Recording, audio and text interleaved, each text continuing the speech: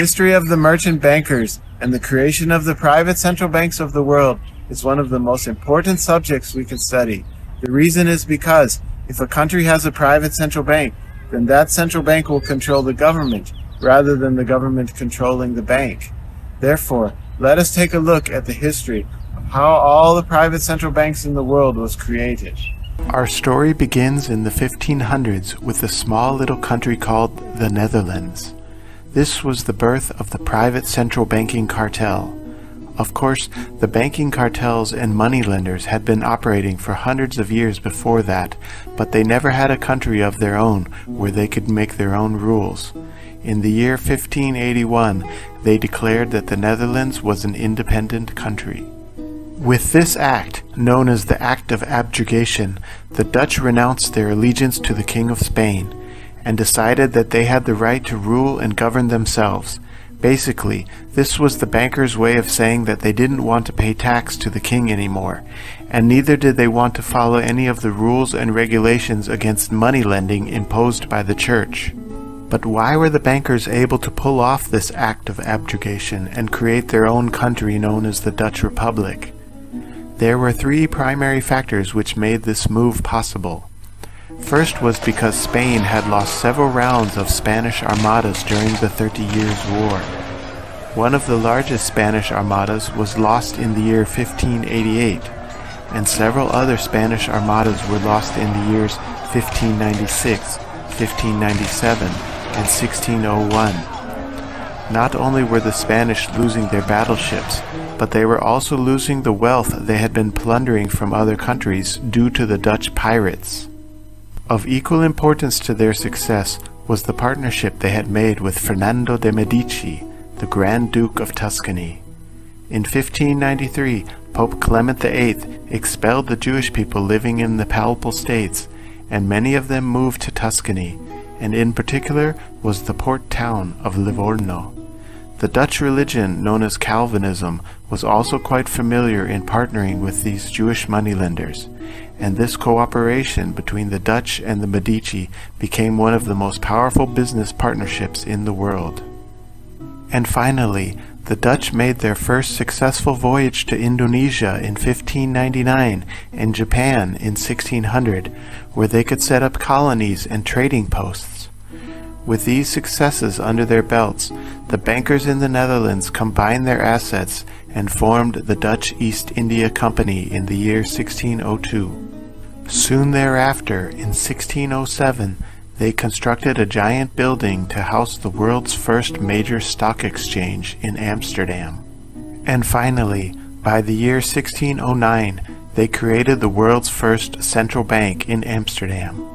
In theory, this was supposed to be a public bank. However, since most of the population of Amsterdam were wealthy merchant bankers anyway, it was essentially a private bank, since it was pretty much confined to those wealthy stockholders. From that point on, their goal was to spread this system of private central banking to the rest of the world. After the bankers had created their home base in the Netherlands, their next step was to take over England. A takeover of England took place between the year 1620 with the merger of the Dutch East India Company and the British East India Company, and lasted until the year 1694 with the creation of the first private central bank of England. Many events happened in between the merger of the Dutch and British East India Companies in 1620 and the creation of the private central bank in 1694. One of the first was the English Civil War of 1642, started by Oliver Cromwell of the Netherlands. In 1648, Oliver Cromwell's army arrested many members of the Parliament and formed their own Rump Parliament. By the year 1649, King Charles was beheaded. In the years 1652, 1665, and 1672, there was a series of 3 wars with the Dutch. They were called the First, Second, and Third Anglo-Dutch Wars. And finally, in the year 1688, the Dutch agents launched their so-called Glorious Revolution. At the end of this glorious revolution, the British king, King James, was removed from the throne, and a Dutch king, William of Orange was put in his place. With a Dutch king sitting on the throne, the bankers finally got their private central bank of England in 1694. After the bankers had taken over England, their next step was the takeover of France. This began in the year 1695, just 1 year after the creation of the Bank of England, and lasted until the year 1800, with the creation of the private central bank of France. The first successful attack on the French was called the Siege of Namur in 1695. Prior to the Siege of Namur, the Spanish had actually been fighting alongside England because they felt threatened by France's trade dominance.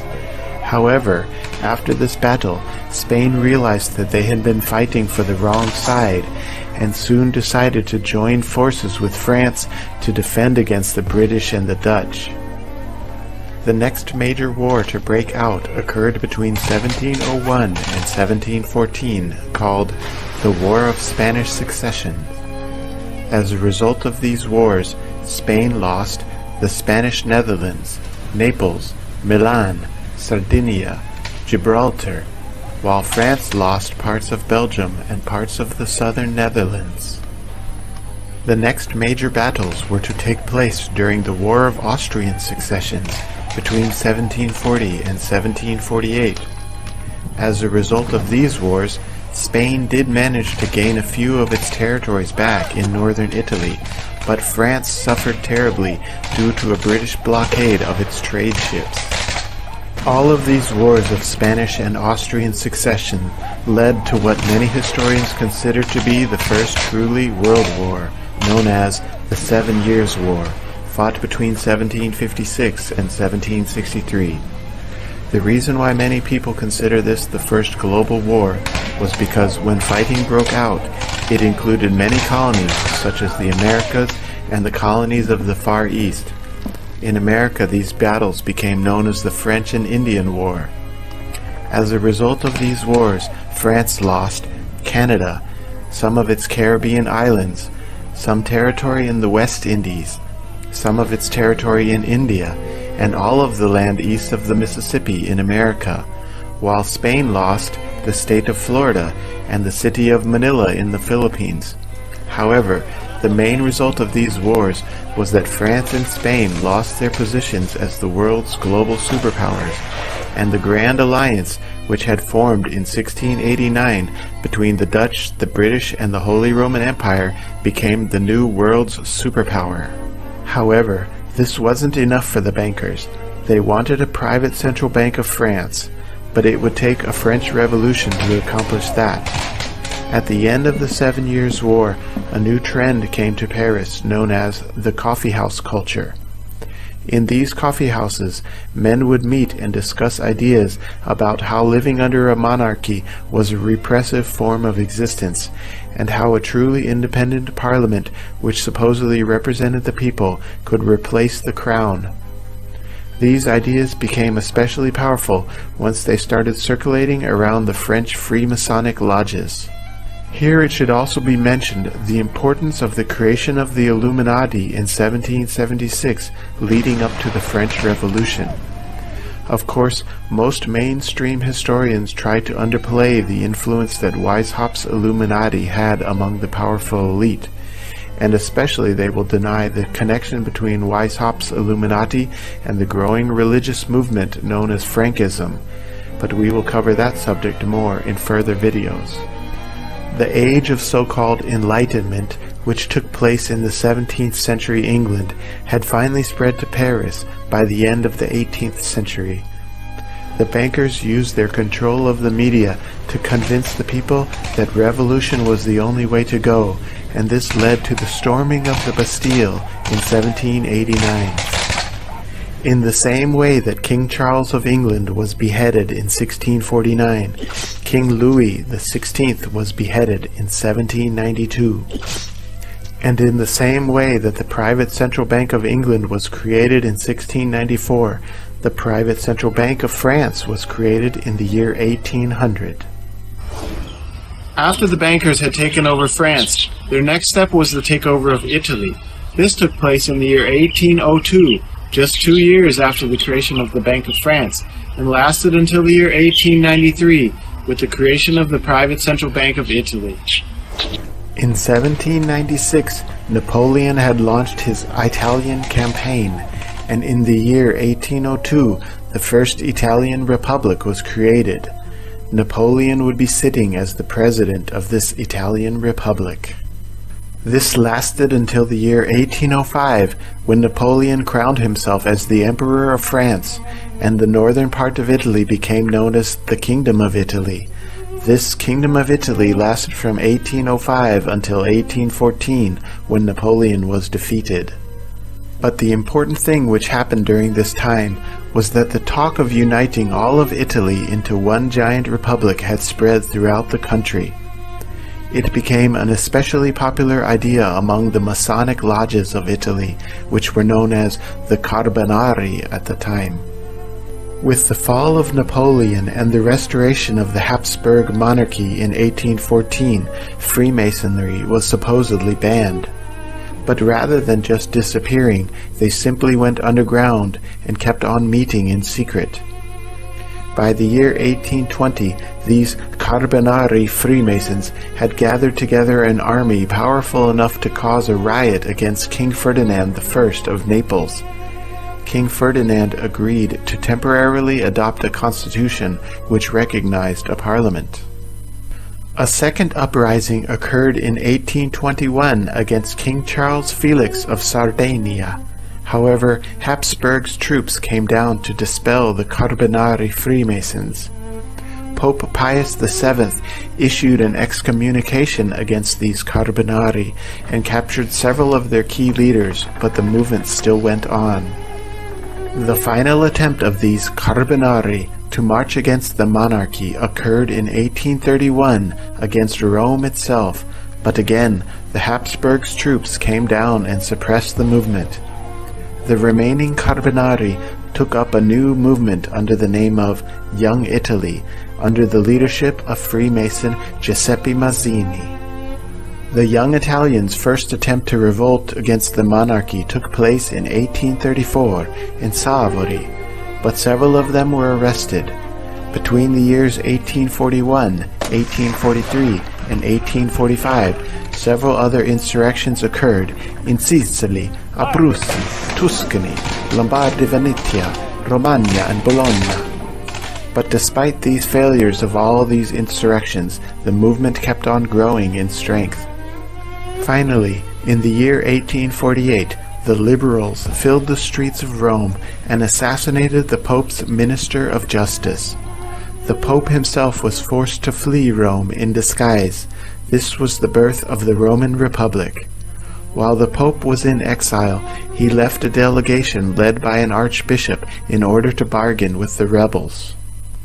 Napoleon III did not approve of the requests being made of the Pope, so he sent his own troops to disband the Roman Republic in the Siege of Rome, 1849. However, the Pope would not return to Rome until 1850 because he also did not agree with the French requests either. Even after the Pope's return, an uneasy situation existed between the Church and the Italian unification movement, which lasted for another 20 years. Finally, at the start of the Franco-Prussian War, the French troops who were loyal to the Pope were forced to leave Rome, and the Italian unification movement pulled together an army which captured Rome in 1870.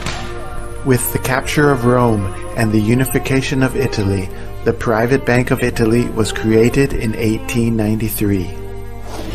After the bankers had taken over Italy, their next step was the takeover of America. This began in 1907, just 14 years after the creation of the Bank of Italy. With the panic of 1907, the bankers used this as an excuse to create the Federal Reserve Act of 1913. Of course, the history of how the bankers took over America is more complex because America had been struggling against the bankers ever since the beginning. But in simple terms, Andrew Jackson's vow to kill the bank was fulfilled in 1836, and America had been free from a private central bank for 77 years before the modern-day Fed was created. However, let us take a look at the longer version of the history of banking in America. The first private central bank existed between 1782 and 1785. It was called the Bank of North America. In 1787, when the U.S. Constitution was written, the authors made the mistake of allowing provisions for another private central bank to be set up. And in 1791, a new private central bank was created. It was called the First Bank of America. In 1811, this central bank lost its charter, and the reluctance of Congress to renew its charter led America into the War of 1812. After the War of 1812, America got another private central bank called the Second Bank of America, established in 1816. In 1832, Congress had voted to renew the charter for this central bank, but Andrew Jackson vetoed this vote. There was an assassination attempt on Andrew Jackson's life in 1835, but fortunately, both of the assassins' guns misfired. In 1841, President John Tyler also vetoed a bill by Congress to renew the bank. For this, the Congress attempted to impeach him. In 1861, the bankers attempted to assassinate Abraham Lincoln before he could even step into office. However, Lincoln survived this attack, and when he got into office, he began printing greenbacks in order to stabilize the economy. In 1865, however, Lincoln was assassinated, and the bankers who controlled Congress began retracting his greenbacks. In 1881, President James A. Garfield was also assassinated because he was attempting to clean up some of the corruption which existed in Congress. In 1901, President McKinley was also assassinated for his attempts to clean up the corruption in Congress. And finally, with the bankers causing the panic of 1907, this led to the passing of the Federal Reserve Act. And in 1913 was the creation of the fourth and final private central bank of America. After the bankers had taken over America, their next step was the takeover of Russia. This took place in the year 1917, just 4 years after the creation of the Federal Reserve Bank of America. With the launching of the Bolshevik Revolution in 1917, the Bank of Russia was handed over to the Bolsheviks. In the year 1917, the bankers were able to accomplish both goals of launching the Bolshevik Revolution and getting their own private central bank. However, this was by no means the first time that Russia encountered problems with these bankers. Back in 1863, Tsar Alexander II had to suppress some separatist movements funded by the bankers. One of the reasons why the bankers hated Tsar Alexander II so much was because he was a close friend of Abraham Lincoln. In the same way that Abraham Lincoln freed the slaves of America in 1863, Tsar Alexander II had done the same thing 2 years earlier when he freed the serfs of Russia in 1861. Also in the year 1863, the Tsar had sent several of his battleships to New York and San Francisco in order to help protect Lincoln in case of a French or a British attack.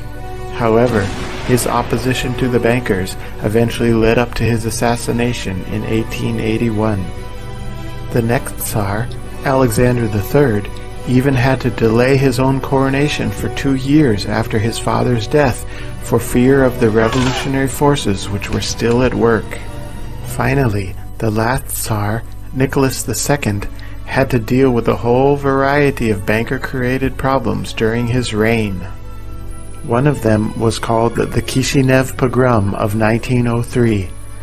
This was when Zionist forces inspired anti-Jewish riots in order to convince more of the Jewish people to leave Russia and migrate to Palestine. The second event was called the Russo-Japanese War of 1904, in which the bankers convinced the Japanese to invade Russia. Another failed attempt to overthrow the Tsar was the Russian Revolution of 1905, organized by the banker puppet Trotsky. And finally, in 1914, Russia got dragged into World War I due to the Battle of Tannenberg, when German forces attacked their troops in Prussia. With Russia having been dragged into World War I, the bankers started a major media propaganda campaign in order to rile the Russian people up to overthrow the Tsar. This culminated in the February Revolution of 1917, where the Tsar was forced to abdicate his throne. The vacuum left behind after the Tsar abdicated was the perfect environment for the bankers to insert their Bolshevik pawns, and on November 7th they launched their Bolshevik Revolution and immediately took control of the State Bank of Russia.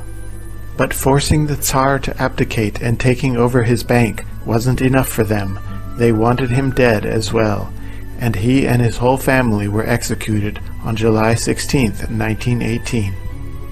The temporary central bank, which had been set up by the Bolsheviks in 1917, was eventually replaced by the main central bank of the Soviet Union in 1922, once the Bolsheviks had established their full control over Russia. After the bankers had taken over Russia, their next step was the takeover of Germany. This took place in the year 1918, just 1 year after the launching of the Bolshevik Revolution. In the year 1918, the bankers launched the Weimar Republic and the handing over of the Bank of Germany to the Weimar Republic. Just after the end of World War I, the German citizens had been riled up against the monarchy to launch a revolution of their own. Immediately after the creation of the Weimar Republic, the private central bankers took control of the German Deutsche Bank. But this was by no means the beginning of the problems which Germany had faced with these bankers. The history of German kings and emperors of the Holy Roman Empire in dealing with these bankers dates back to over 900 years before that.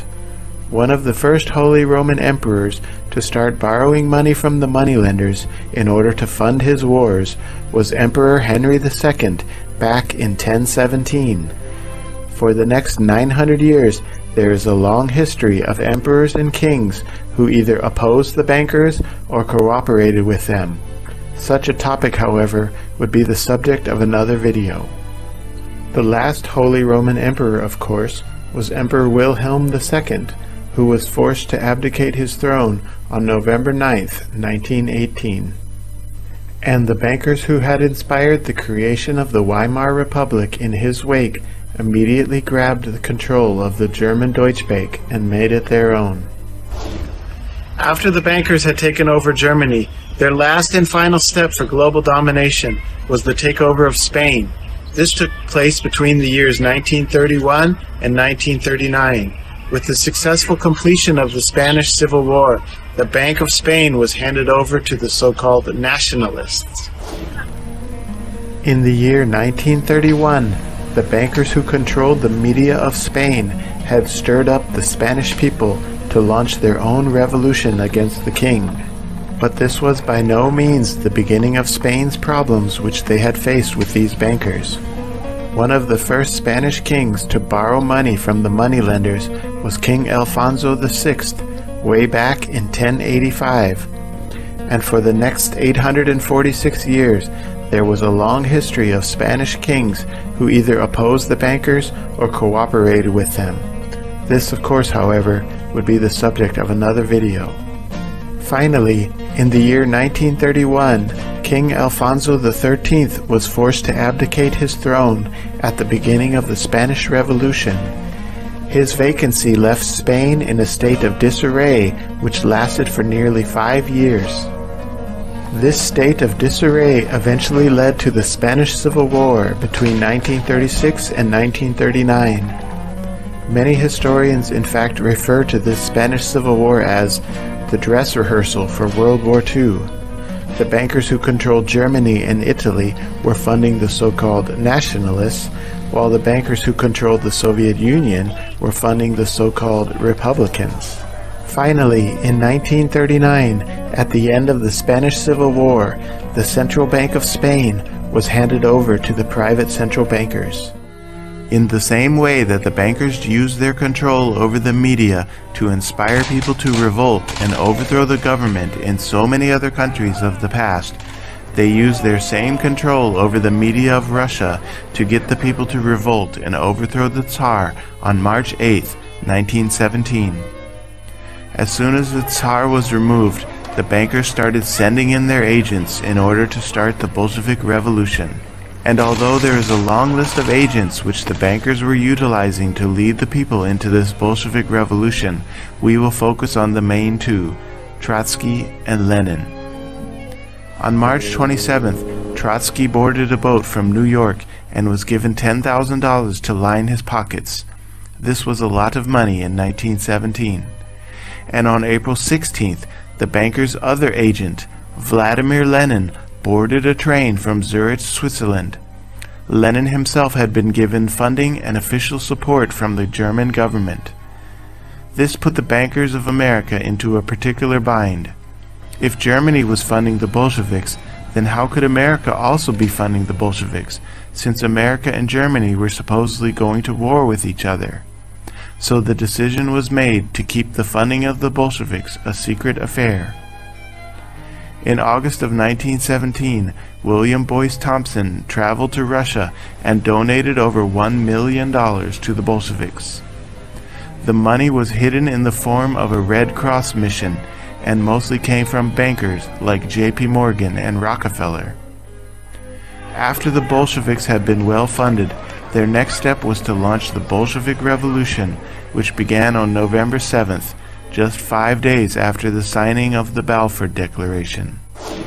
With the successful launching of the Bolshevik Revolution, the next step for the bankers was to create the Treaty of Brest-Litovsk in 1918. This treaty, signed between the Germans and the Bolsheviks on March 3, 1918, ended the fighting on the Eastern Front. This freed up the German troops so they could be sent west to go fight against the Americans who were just arriving in France. This also freed up the Bolsheviks so they could focus their attention on taking control over the rest of Russia. In this treaty, the Bolsheviks withdrew from many countries including Finland, Lithuania, Latvia, Estonia, Poland, Belarus, and Ukraine. The reason they did this is because they knew the Germans were going to be losing World War I anyway, and the treaty would be annulled 8 months later by the armistice which would end the war. Also of major importance was the money which the Bolsheviks paid to the Germans. Since the Bolsheviks had already created their own private central bank, they simply printed up 300 million rubles, worth 6 billion German marks at the time. This money went to fund the German Revolution and the rise of the Weimar Republic, which would take place after the war. There was also a payment of 1 million German marks and 10.5 million rubles transferred to Adolf Joffe, one of the key leaders of the Weimar Republic. This money was funneled through the Mendelssohn and Company Bank, which had been founded by Joseph Mendelssohn. One of the most lied about pieces of history is known as the period of Siberian intervention, which lasted between 1918 and 1922. According to the mainstream media, U.S. troops were sent to fight against the Bolsheviks, but this is the complete opposite from the truth. They went there to help protect Bolshevik interests. The battle was for control over a portion of the Trans-Siberian Railroad, which extended down into China. The normal train line went to shipping ports in the northern Sea of Japan, but these ports were always frozen during the winter. Therefore, the port in Dalian, China, otherwise known as Port Arthur, was of the most importance because this port didn't freeze during the winter. During the First Sino-Japanese War of 1894-1895, and during the Russo-Japanese War of 1904-1905, all of the fighting was about who could control this port. After these wars, China allowed the Russian Tsar to build a railroad through China to reach Port Arthur. During World War I, Germany sent in troops to take control of this port, and at the end of the war, Germany handed control over this port to the Japanese.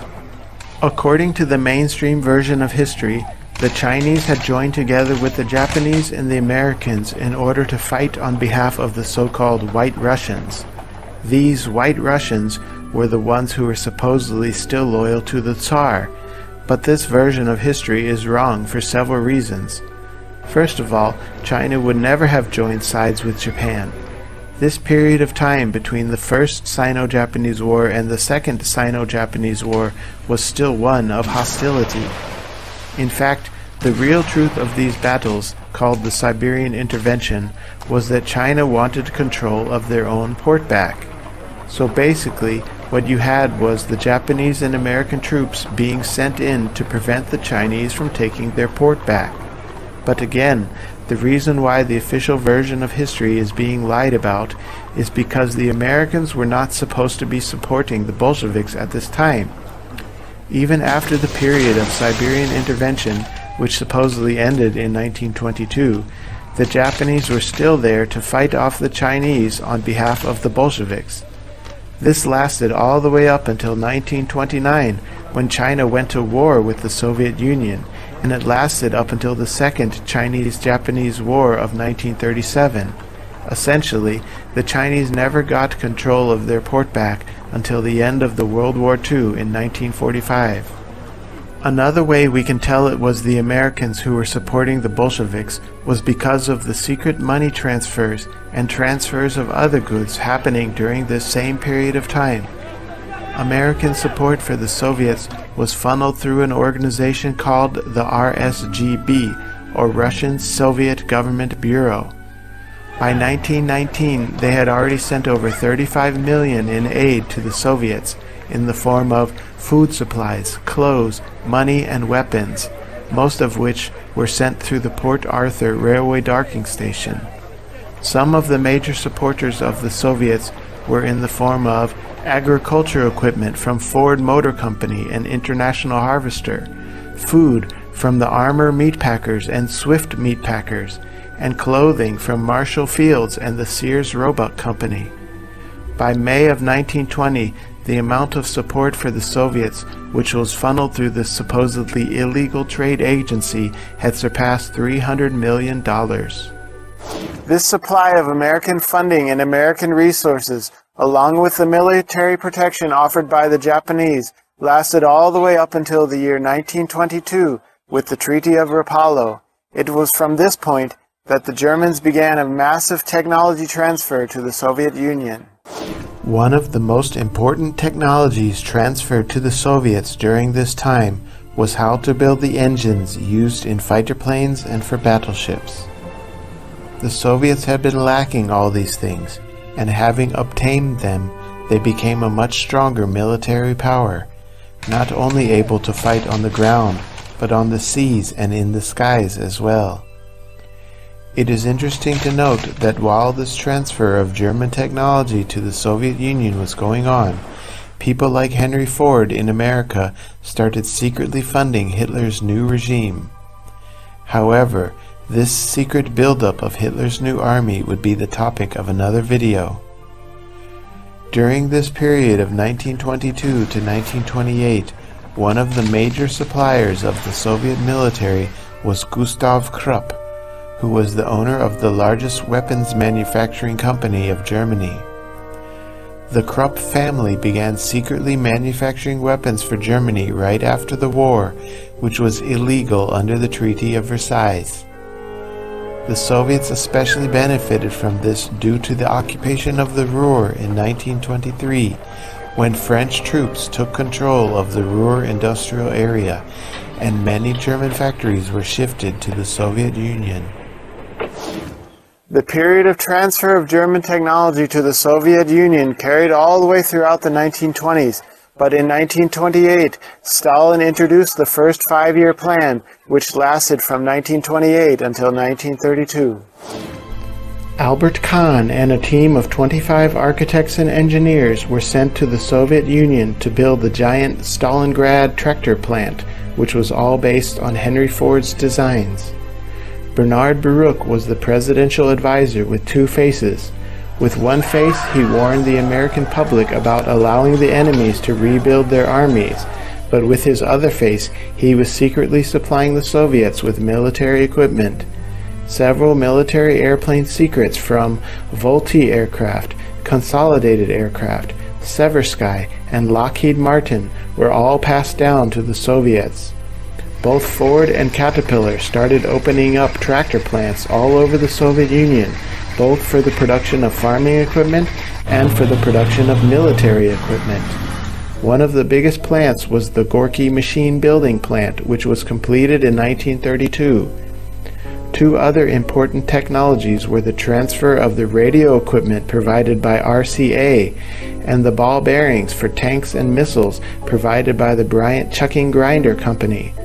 Finally was the supply of chemicals for use as explosives and rocket propellants, such as the 1929 nitroglycerin plant built by Nitrogen Engineering Corp. Worth $10 million, and the DuPont plant, which opened in 1932 for the production of nitric acid. The second five-year plan lasted from 1932 to 1937, and it saw even more of the same transfer of technology to the Soviet Union, but this time not only from the Americans, but it also came from other European countries as well. The Hercules Powder Company opened up a plant in the Soviet Union for the production of nitrocellulose for the use of gunpowder and rockets. And another important technology which was shared was the improved design of the turbo drill, which was used for drilling oil. The high-speed turbo drills of the 1920s were replaced by low-speed multi-stage turbo drill, which greatly helped the Soviets increase their oil production. The Soviets were also able to start purchasing military ships directly from other European countries. In 1934, they purchased 3 cruiser ships from the Italians. In 1935, they purchased 15 destroyer ships from the French. In 1936, they purchased 35 large destroyer ships from the Italians. And also in 1936, they purchased submarine designs both from the US, Britain, and Italy. It should also be mentioned here that during this period of the second five-year plan, the Soviets were also supplying arms to Spain in order to support the Spanish Civil War. Finally, we come to the year 1939, when the world was getting ready for World War II. America knew that their Soviet counterparts were way behind Germany technologically and started passing new technology to them in order for them to catch up. One of the most important technologies transferred to the Soviets was the RCA radio and radar equipment so they could have advanced knowledge of German movements. America also helped the Soviets build their first battleship and their first aircraft carrier. All of them were equipped with modern radar equipment. 2 other high-tech destroyers were made for the Soviets, which included GE radar equipment and Westinghouse ship engines. However, one of the most telling events of World War II was the secret agreement which occurred between the Soviets and the Nazis on August of 1939.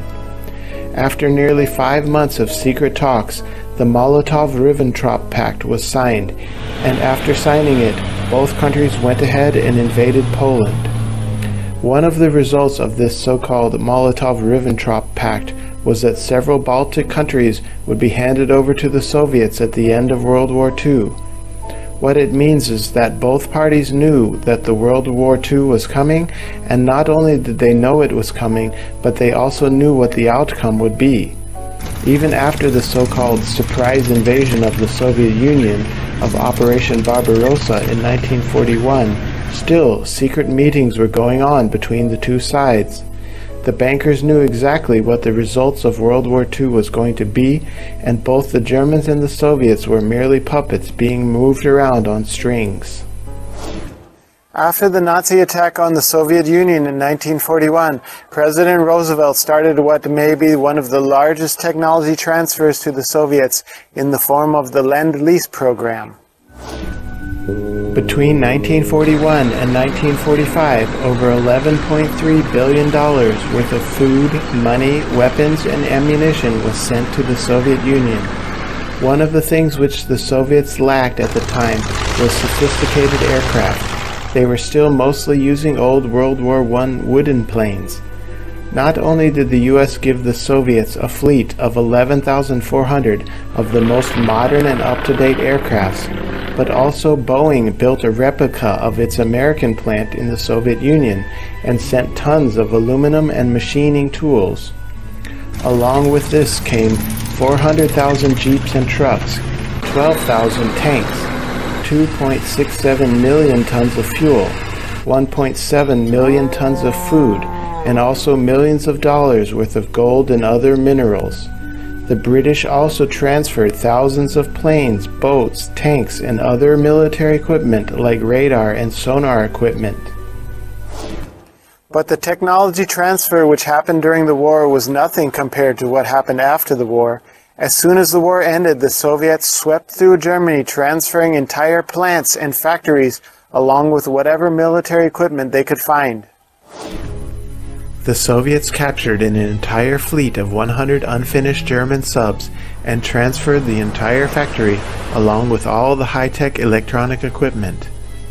But even more importantly, the Soviets captured all the German V-2 rocket manufacturing plants. It is estimated that over 6,900 V-2 rockets were transported to the Soviet Union, and along with them was the plants for producing the rocket fuel, such as liquid oxygen and hydrogen peroxide. The Soviets also captured thousands of fighter jets, including the Mercedes-Benz, which was the fastest plane on the planet at the time. And this included all the facilities for the manufacture of such jets, including both the technology for centrifugal turbojets and axial turbojets. When the Americans arrived to pillage what they could find from the German technology, most of it had already been picked through. They did, however, manage to find some nice samples of German technology which they packed into crates and sent it for shipment to the UK and the USA. However, the train they put the crates on passed through Moscow, and by the time the crates reached the UK, the crates had already been emptied out and refilled with junk equipment. Then in 1946 began the pillaging of German brainpower. While the Americans were picking German scientists for Operation Paperclip, the Soviets were also picking scientists for their own Operation Oso-Aviakim. While Operation Paperclip took 1,600 German scientists, the Soviets had taken over 2,200 of them. And not only did they take the scientists, but they took their entire laboratories along with them. In the end, the Soviets took all the scientists which specialized in practical engineering, while the Americans took only those scientists who specialized in theoretical physics. But even before Operation Oso-Aviakim began, another transfer of German intellect and German material had already occurred, known as the Russian Alsos. This transfer was primarily about nuclear technology. Not only had the Soviets captured all the huge stockpiles of uranium, they also took all the uranium processing facilities. Another important part of the nuclear weapon production is heavy water. This was also captured, both the stockpiles and the manufacturing facilities. Along with these was also transferred complicated German technology for missile guidance systems. And that was not even the end of it. Although the US had officially stopped the transfer of technology to the Soviets with the end of the Lend-Lease, there was sort of a post-Lend-Lease which occurred after the normal Lend-Lease had officially ended. In 1948, the US began secretly transferring B-24 and B-25 bombers to the Soviets. With all this new equipment, the Soviets were ready for their first clash with the Americans during the Korean War, which was to take place in 1950. So during both the Korean War and the Vietnam War, you basically had American military equipment killing American soldiers. The Soviets had kept all the military equipment given to them during the Lend-Lease program of World War II. It should also be mentioned here that the bankers allowed the Soviets to keep a piece of land known as East Germany. One of the main reasons was because East Germany was rich in uranium deposits. In the summer of 1946, the Soviet company Wismut began opening up dozens of uranium mines, and not only that, they were using the Germans as slave labor to do their mining. By 1947, the Soviets had built their first nuclear reactor test facility, and it was almost an exact copy of the Hanford reactor built in the USA. The official mainstream story was that this likeness was due to certain Soviet spies. However, a few stolen documents was not enough in order to create such an exact copy. There was secret assistance going on from inside the US government, and technology was being leaked despite of the fact that it was still supposedly classified information at the time. In 1951, the first American nuclear power station started producing electricity, but the Soviets completed their first nuclear power station only 3 years later. So while the Americans and the Europeans were working secretly with the Soviets to help them develop their nuclear power program, Soviet troops were out killing American troops in the Korean War and using American military equipment to do it with. Now let us take a look at the transfer of computer technology to the Soviet Union. During the 1950s, the Americans had already switched from the old vacuum tube type of computers to the new transistor type of computers. The Soviets had not made the switch to transistors until about the 1960s. So that means that during the 1950s, when Sputnik 1 was launched, they were still using old vacuum tube type technology. In the 1960s, America was already making the transition from the transistor type of computers to the microchip type of computers. The Soviets didn't start getting microchip computers until about the 1970s. So it means that whatever the Americans were doing, the Soviets were always 10 years behind them. And lastly, let us take a look at the transfer of intercontinental ballistic missile guidance systems, the same kind of guidance systems used for the space rockets. It wasn't until the 1960s that America started transferring the technology to the Soviets for the manufacture of their own inertial navigation systems, or INS. In particular, the transistor-based computers, accelerometers used for motion sensing, and the gyroscopes used for rotational sensing, as well as other advanced barometric and magnetic sensors. The machinery in order to manufacture the micro ball bearings used in this technology was given to the Soviets directly by Bryant Chucking Grinder Company. Had it not been for the transfer of this technology, the Soviets would not have had a space program at all, yet less would they have been able to build up an arsenal of nuclear missiles.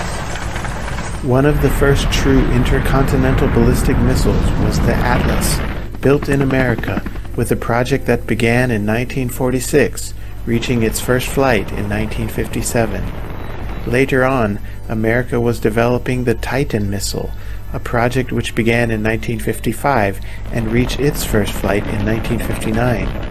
On the other hand, the Soviets' first intercontinental ballistic missile was the R-7, a project which began in 1953 and achieved its first flight in 1959. The Soviet rocket program of the 1950s was plagued with more difficulties than the American space program for two main reasons. First, the Soviets were still stuck using old vacuum tube type computers, and secondly, the motion sensors and rotational sensors they were using were ones they had borrowed from the Americans.